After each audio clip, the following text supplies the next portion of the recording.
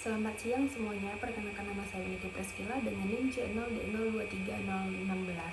Di sini saya akan mempresentasikan PPT saya yang berjudul Konsep Dasar Akuntansi Pajak.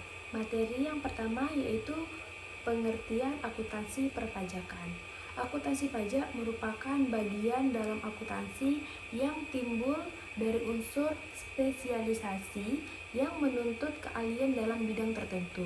Akuntansi pajak tercipta karena adanya suatu prinsip dasar yang diatur dalam Undang-Undang Perpajakan dan pembentukannya terpengaruh oleh fungsi perpajakan dalam mengimplementasikan sebagai kebijakan pemerintah. Tujuan dari akuntansi pajak adalah menetapkan besarnya pajak terutang berdasarkan laporan keuangan yang disusun oleh perusahaan. Akuntansi pajak tidak memiliki standar seperti akuntansi keuangan yang diatur oleh Ikatan Akuntan Indonesia atau IAI dalam standar akuntansi keuangan atau SAK. Yang kedua, peranan akuntansi dalam sejarah perpajakan di Indonesia.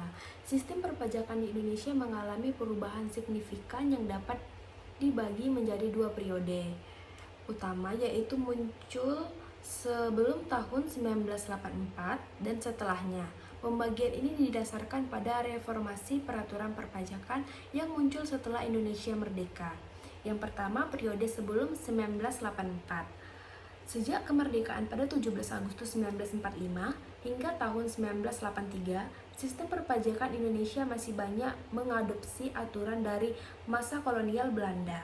Beberapa penyesuaian dilakukan, tetapi prinsip dasarnya tetap mengikuti ketentuan yang telah diterapkan oleh pemerintah kolonial.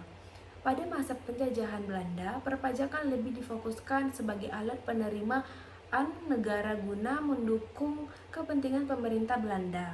Pajak yang dikumpulkan dari rakyat Indonesia tidak digunakan untuk pembangunan dalam negeri, melainkan untuk kepentingan negara kolonial.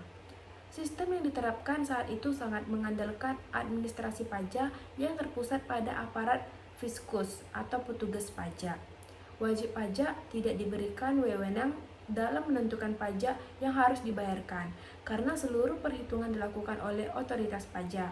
Akibatnya, peran akuntansi dalam perpajakan sangat terbatas, dan kebijakan tersebut seringkali merugikan wajib pajak. Yang kedua, periode setelah 1984.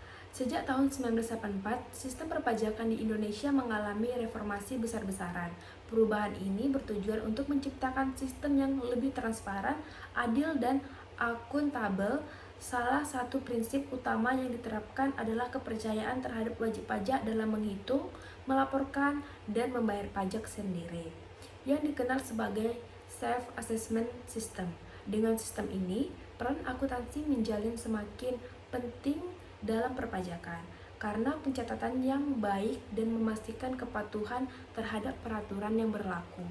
Materi yang ketiga yaitu konsep dasar akuntansi perpajakan. Yang pertama, pengukuran dalam mata uang.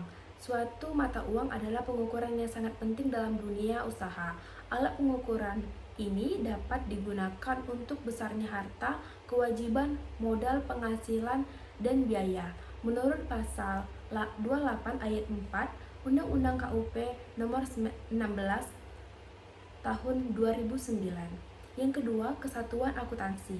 Suatu usaha dinyatakan terpisah dari pemiliknya apabila transaksi yang terjadi dengan perusahaan bukanlah transaksi perusahaan dengan pemiliknya.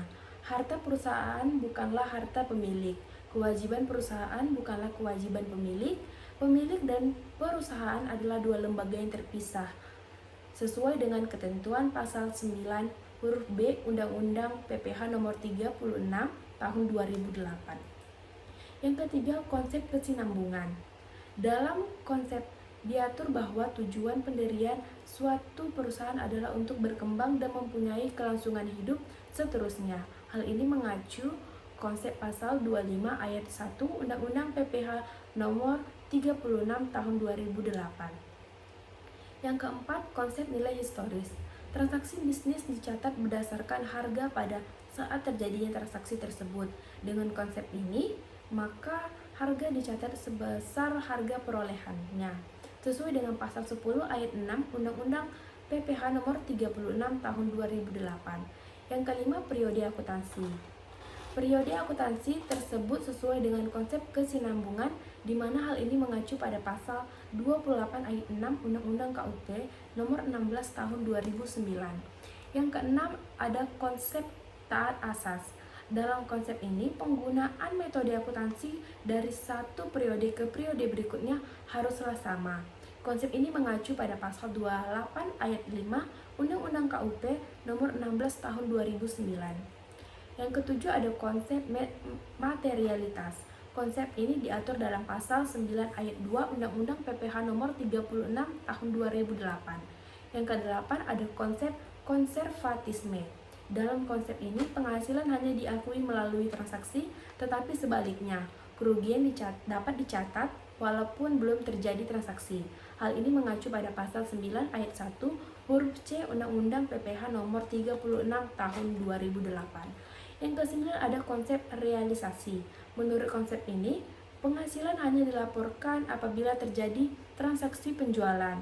Penambahan kekayaan yang belum terjadi tidak dapat diakui sebagai penghasilan. Hal tersebut sesuai dengan pasal 4 ayat 1 Undang-Undang PPH nomor 36 tahun 2008. Yang ke-10 adalah konsep mempertemukan biaya dan penghasilan. Laba neto diukur dengan perbedaan antara penghasilan dan beban pada periode yang sama, mengacu pada pasal 6 ayat 1 Undang-Undang PPH nomor 36 tahun 2008. Yang keempat, ada akun-akun akuntansi perpajakan. Nama-nama akun pada laporan keuangan yang berkaitan dengan akuntansi pajak adalah sebagai berikut. Yang pertama, ada neraca, yaitu sisi aset terdapat nama-nama akun sebagai berikut. Ada pajak dibayar di muka. Ada sisi kewajiban, terdapat nama-nama akun sebagai berikut, yaitu utang pajak. Yang B adalah laporan laba rugi, yaitu beban pajak penghasilan atau income tax expense.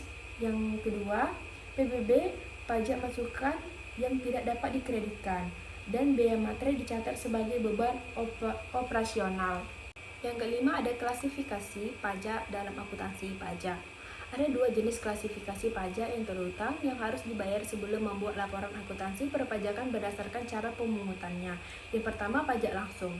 Pajak langsung merupakan pajak yang dikenakan dengan melihat jumlah penghasilan atau kekayaan yang dimiliki perusahaan.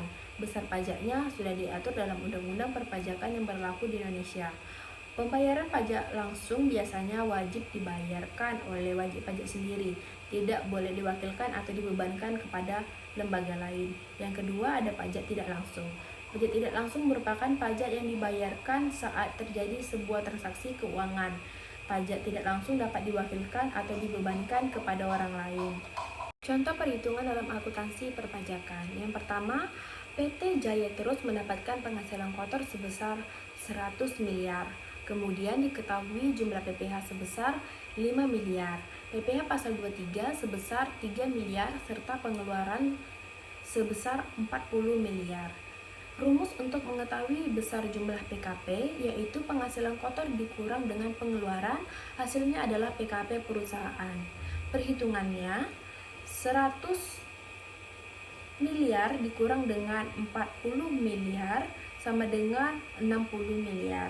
Jadi cara perhitungan pajak terutang PT Jaya Terus adalah 60 miliar dikali 22% sama dengan 13 miliar 200. Sehingga total pajak yang harus dibayarkan PT Jaya Terus adalah 15 miliar dikurang dengan 5 miliar dikurang dengan 3 miliar sama dengan 7 miliar. Sekian dari presentasi saya. Saya ucapkan mohon maaf jika ada salah. Terima kasih.